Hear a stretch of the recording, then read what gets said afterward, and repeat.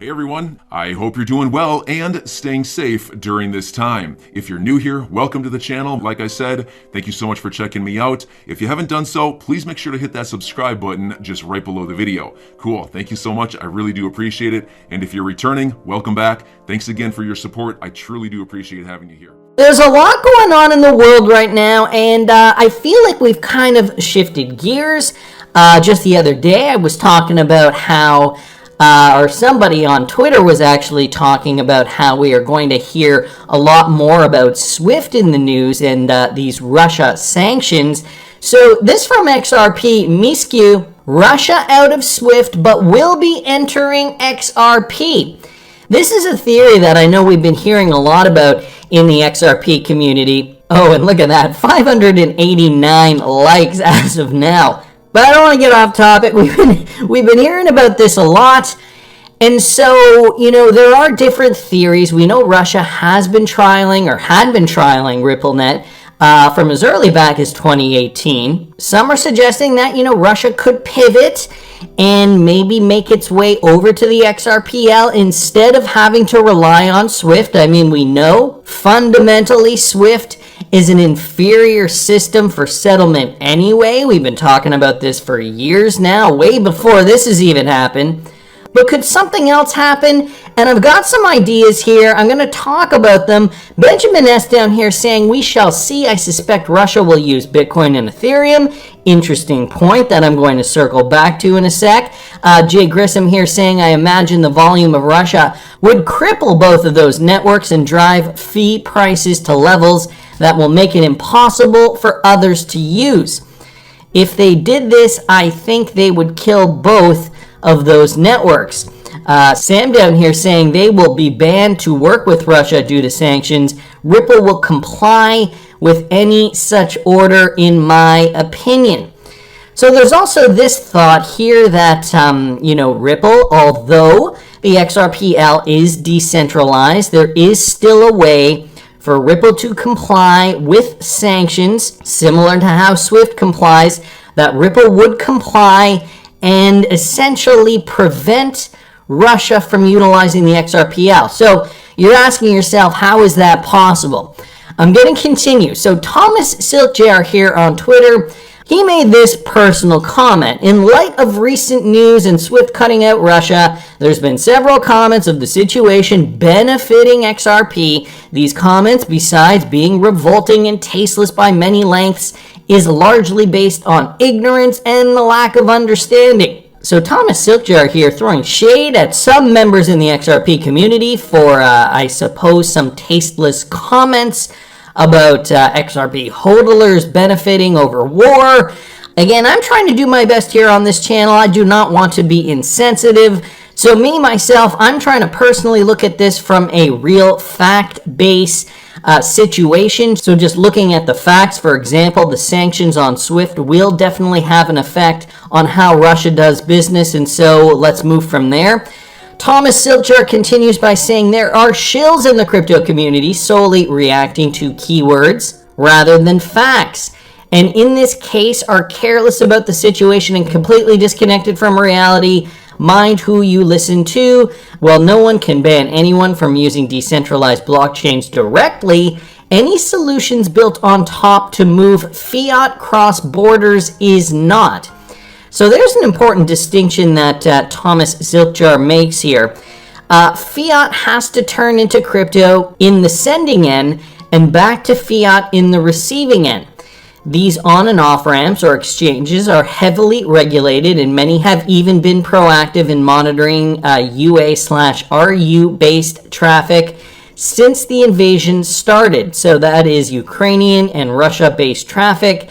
Don't think for a second that blockchains are an easy alternative to SWIFT for moving fiat. Okay, very bold point here from Thomas Silkjar on Twitter. And we also have Crypto Dash asking a similar question. Two questions if possible. If Russia starts using the XRPL, hypothetically speaking of course, to circumvent world sanctions being shut off by SWIFT, and the world knows it's using the XRPL, what stops the world superpowers from ordering Ripple. So think about this for a second. Ordering Ripple and all of the node operators to conduct through a socially responsible consensus vote to refuse validating Russian transactions on the XRPL. And if so, then how decentralized are any blockchains for that matter? So POW, POS, POC, how decentralized are they really? An important question we may have to ask ourselves, considering Ripple on the World Economic Forum's website and the Western countries sharing the same ideology. These are the ones that are able to cut off SWIFT, and these are the ones, by and large, not everybody, that have a connection to the World Economic Forum. So, is this possible? Is there more to this? Well, I wanted to bring you guys this clip here from Crypto Eddie. The SWIFT headlines are actually misleading. This is not a de-SWIFTing of Russia. Listen to these people, and she's tagged them all on Twitter in the Twitter space. It's the freezing of Russian reserve assets, removing ease to support the ruble, and the risk to global economy. So guys, this is what's actually happening in more detail. Listen to this. The most important thing to point out is this is not a de-SWIFTing of the entirety of the Russian economy and banking sector. The fact that the G7 is going after the central bank at all is a huge step. If we take von der Leyen at her word, and I do think this is where this is headed, and we'll find out more tomorrow, that they are going to freeze over 400 billion in foreign reserve assets. I think that's what this means. So that means that, so if you assume the Russians have 600 billion plus in reserves, that's what we understand. You know, about 145 billion of that is in gold held domestically, so that stays, that's theirs. Then there's hard currency, there's currency in China, which presumably they can still get. But you're looking at 400 billion held all over the world, predominantly in euros, not dollars, but some dollars, but mainly euros, that they would not be able to touch. And then what that means is that they're reliant on their hard currency and gold to intervene to support the ruble and to backstop their commercial banking. I mean, that is a huge blow to the Russian economy. It might not be felt Monday or Tuesday, but can easily send ripple effects across the week. Maybe I'm overinterpreting what we're reading, but Julia, I don't know, tell me if you agree, disagree, and Brian, please, but that was my reading of this statement. Yeah, absolutely. I mean, this is absolutely unprecedented, and I think the gloves are off. If the Russians' gloves are off and they're going all in, we're going all in. This is unprecedented, and I do think that the G7, minus Japan in some contexts, are playing a calculated gamble with the global economy and with the core of certain areas of domestic industry in the interest of foreign policy, in the interest of hurting Russia. So there's a lot of things there. Let me just touch on the last thing she said, is that these Western countries, okay, the West, they are playing a very dangerous game with Russia right now that could risk destroying the global economy. This is going to have far-reaching effects. We know Russia is a big trading partner with a lot of countries around the world. So by doing this, this is essentially declaring war on Russia. And Putin, I believe Putin even said that back in 2014 with the Crimea incident and those sanctions that were put on Russia at that time. So let's put all this into perspective. Now the focus is on Russia and the Ukraine. It is off the beer flu, which was the initial catalyst for panic, global economy shutdowns. As per usual, the West has in their toolkit the option to impose sanctions on a country that is very influential in the world economy, Russia in this case. And so is this perhaps another opportunity to crash the economy? And is this the next step in the Great Reset? And more importantly, can it be, will it be thwarted by Vladimir Putin? All interesting questions. I'm going to look into this a little further with this from Micah Paul XRP here. Very interesting how all the news channels are talking about a new payment system, and at the same time as the corrupt SEC is about to give XRP complete clarity. Coincidental timing, or am I just grasping at straws here? Now, I'm not going to talk too much about the SEC Ripple lawsuit in this video, but if you guys have been following the case, and if you've been watching my videos over the last little while, you're probably up to date with kind of where we are in the case. There is going to be this culmination point where we get a verdict and we are going to see XRP utility explode. Now, the timing of that, this is interesting because the timing of that could not be better if we are seeing these sanctions being imposed on Russia now. And I'm not saying necessarily for the Russian economy. I'm talking about Western economies, and I'll tell you why I mean that in a second. So Michael Paul down here and Frankie also just bringing up, some of these familiar photographs that we've seen from SNB, the BNS meeting from way back in 2019, I believe. The connections there, representatives from the IMF, the Swiss National Bank, the head of the Central Bank of Russia. There's the back of her head right there. Of course, we had on this panel at that time Brad Garlinghouse talking about Ripple and XRP utility. And just some more photographs to that regard. Brad Garlinghouse here on that panel. Another shot of him. And then over here, high-level advisory group of the IMF's Interdepartmental Working Group on Finance and Technology. So interesting to know. Jimbo down here saying, I don't want the XRPL associated with Putin and Russia. Micah Paul down here saying, do you drive a vehicle with gas in it? Where do you think the oil came from? So, there are a lot of different moving parts to this situation. The world is interdependent, and world trade, definitely if it is cut off at the knees with regards to one specific influential country, it could in fact have a ripple effect, as we heard in this clip here. It could have a ripple effect to many economies. And so what does that mean for us, for XRP, for other cryptocurrencies? Well, I also wanted to bring this up from Bill Ackman. I wouldn't want to keep money in a bank that cannot access the SWIFT system. Once a bank can't transfer or receive funds from other banks, its solvency can be at risk. So think about this for a second. If I were Russian, I would take my money out now. Bank runs could begin in Russia on Monday. So the sanctions were just put upon Russia recently, and they are saying that, Monday, Tuesday, we might not see too much of an effect.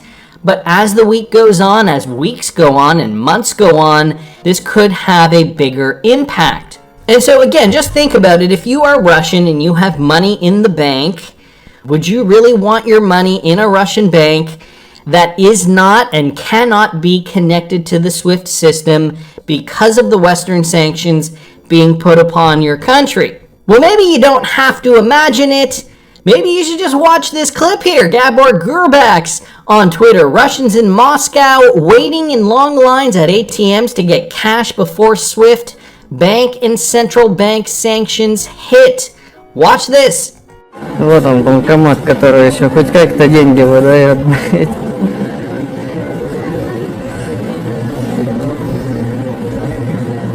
А это все очередь.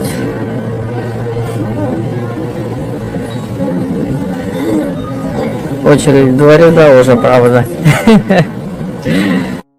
I'm just going to mute it because it's in Russian, but you guys can see that lineup there. All these people just waiting in line already. This was purportedly taken just the other day. So just demonstrating, just describing exactly what I'm saying here. A run on the banks, people looking to take out their money from Russian banks. It looks like a lot of young people too. And so also, let's think about the timing.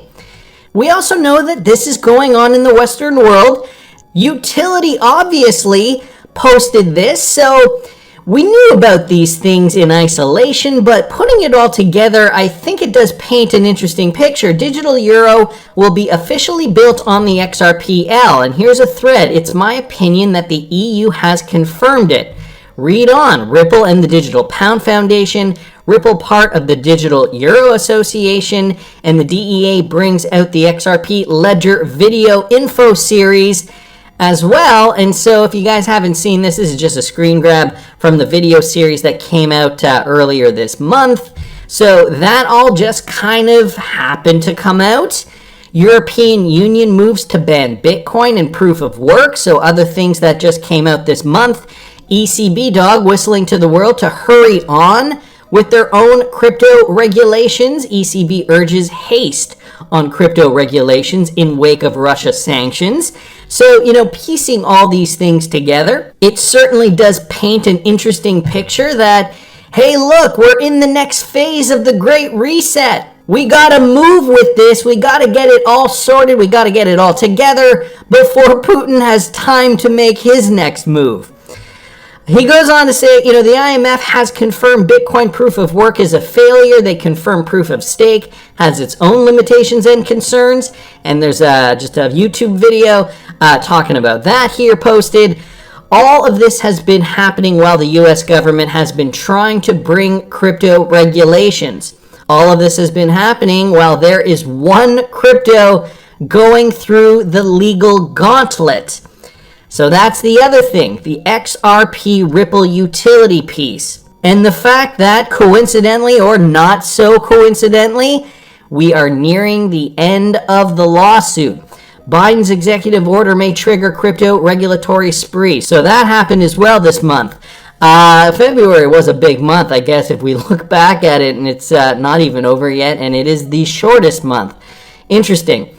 So it's not Bitcoin being audited by regulators. It's not Ethereum being examined by the government. It's XRP, because XRP is going to be the cryptocurrency that moves assets, that moves anything of value from point A to point B on the XRPL. So it is the cryptocurrency that needs the regulatory clarity in order to do so. We've been talking about this for years now, and it's finally coming to a head. It's all kind of culminating to this point. The EU is tired of the U.S. legal delays. This case is coming to a conclusion, and it will bring a wave of XRP adoption that will shock everyone. All other regulatory compliant cryptos will be a complement to the new financial system. So once we see that the lawsuit has been won, I think we are going to feel very, very differently about XRP. I think that the price of XRP is going to look very, very different from how it looks today. I think with mass utility, we are going to see price soar, and we are going to see more demand because of more utility, and price will have to eventually stabilize at a high enough point so that these companies, these businesses, these organizations are going to actually be able to process transactions on the XRPL. And I just kind of posted a random number there, but $75 per XRP, triple digits, $589, whatever it ends up being. That price will have to not only be high, but it will be stable in order for XRP utility to be able to be functional in this new emerging financial system. So over the years, and we're still seeing it, partnerships, mergers, like this is just another one from the Cryptic Poet, like Airwallex, a Ripple partner, they're moving in with borderless cards. So we're also seeing these Ripple partners extending the ecosystem. We can see that a lot of it is happening at the retail end of things, like in this case, borderless cards, remittance companies, partnerships with RIA. There was that initial partnership with MoneyGram. Other companies around the world, like, here's one, Airwallex. There's Mercury FX, there's Flutterwave, and so many others, D-Local. There's so many other companies partnered with Ripple already, and they're doing their own things with regards to retail, so that's also just one part of it. And the banks, right? DBS Bank, the Singaporean mega bank, builds with Ripple. The DBS digital exchange provides on-ramps and off-ramps with XRP, the digital payment token. And here's just a quick clip describing that. Blockchain is the key to payments going forward, especially cross-border payments. We at Ripple are an enterprise software company connecting senders and receivers on the Ripple network around the globe. Blockchain technology enables you to move money faster, with more certainty, cheaper, and importantly, more environmentally friendly. We're super excited about the network that we've built. We have big financial institutions on the network, and we have classic cutting-edge fintechs and PSPs on our network as well. I don't think I have to play the whole clip, but I will link this clip in the description of the video if you guys want to watch further. I just wanted to prove this point. Also, Nathaniel C.J. Rothschild here. Do you know this guy, Ravi? He's also sitting on the board of directors at DBS. So in this case here, we're just talking about DBS running on RippleNet technology. And over here, this photo that I showed just a few moments ago, high-level advisory group of the IMF's Interdepartmental Working Group on Finance and Technology. This guy here, Ravi Menon, Managing Director of MAS, also sitting on the board of DBS. You can also see here Brad Garlinghouse to the far right of this photo, stage left, of course. So guys, it's all coming together. And you know, the sanctions that are being put on Russia are definitely giving the banks a run for their money. As you guys can see, now again, this video is not verified, so I do not know if this is true or not. If somebody is watching the channel from Russia, please do let me know if this is happening on the ground. And so we got to think of the possible outcomes. No one is cheering on this war. War is terrible. This is coming from Benjamin S. But you cannot deny that Russia being removed from SWIFT will open the door to them using their own digital payment solution.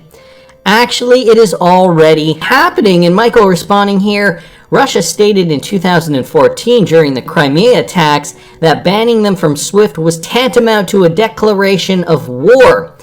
Benjamin S. saying exactly, SWIFT has been weaponized by the West for too long. Tethfic over here saying, and you think it'll be in favor of crypto if they bypass the sanctions by using crypto? What will the regulators of EU and the US think about that? Benjamin S. states, for every action there is a reaction, and I could not agree more. Think about this, guys. Russia will come out and say they are using BTC or ETH. The West responds with their own solution. This is how I think it will play out. So it has been criticized by Thomas Silkjar that Russia is going to move to the XRPL because of these sanctions, and Crypto Dash here also asking, you know, it is possible for Ripple to force a consensus vote to refuse validating Russian transactions on the XRPL. I'm your guy. I will keep you posted. I'm your advocate. I'll be back on a daily basis, usually multiple times per day, with these videos to keep you updated with everything going on. So I hope you enjoyed the video. If you haven't done so, make sure to hit that subscribe button. Feel free to share any of my videos with your friends, family, social media, or anybody who may care to listen. Thanks so much for your continued support. I'm always here for you. I want to help you through this time. So thank you so much for continuing to choose me. Enjoy your day, stay safe, and I'll catch you again probably in a couple hours. Thanks, everybody. See you later.